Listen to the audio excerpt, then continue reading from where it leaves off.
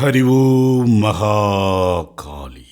தமிழ் மாதமான தையில் வரும் அமாவாசை நாளே தை அமாவாசை. இது முன்னோர் வழிபாட்டிற்கு மிக உகந்த நாளாக சாஸ்திரங்களிலும் தமிழர் மரபிலும் கருதப்படுகிறது.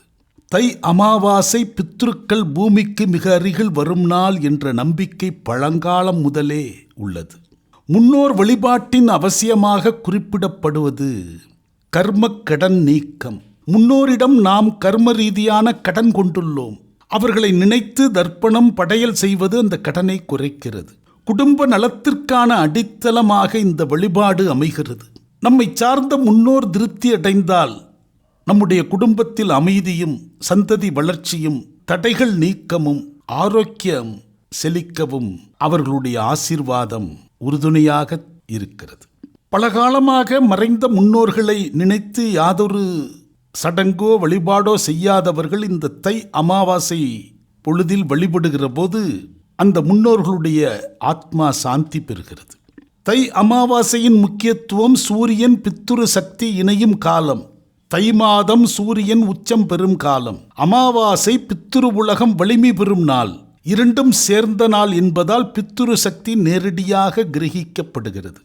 ஆறு, குளம், கடல் போன்ற தீர்த்த கரைகளில் தை அமாவாசை அன்று செய்யும் தர்ப்பணம் பல மடங்கு பலன் தரும் என்று கூறப்படுகிறது.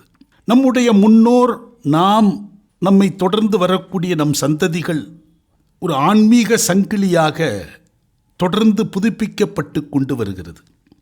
தை அமாவாசை வழிபாட்டை எளிய முறையிலும் செய்யலாம். பெரிய யாகம் அவசியமில்லை. எள், நீர், அரிசி, வாழை இலை, தீபம் போதுமானவை. ஒரே குடும்பம் ஒன்று சேர்ந்து செய்யும் போது வம்ச சக்தி வலுப்படும். வீட்டில் இருக்கும் பெண்கள் மனதார செய்யும் படையல் முன்னோர்களுக்கு மிக பிரியமானது. பித்ருதோஷம், திருமணத்தடை, சந்ததி தடை, பொருளாதார சிக்கல் இவற்றிலிருந்தெல்லாம் நிவாரணம் தரக்கூடியது இத்தகைய அமாவாசை வழிபாடுகள். ஒருவேளை இந்த வழிபாடு செய்ய வாய்ப்பில்லை, தவறிவிட்டது என்றால் என்ன விளைவு ஏற்படும்? செய்யாவிட்டால் எந்த விதமான தண்டனைகளும் வராது. செய்தால் நன்மை என்கிற கோட்பாடுதான் இதில் முதன்மையானது. அதனால் செய்ய தவறுகிறவர்கள் பெரும் அச்ச நிலைக்கு ஆட்பட வேண்டாம். தை அமாவாசை என்பது ஒரு ஆன்மீக நன்றி செலுத்துதல் சடங்கு.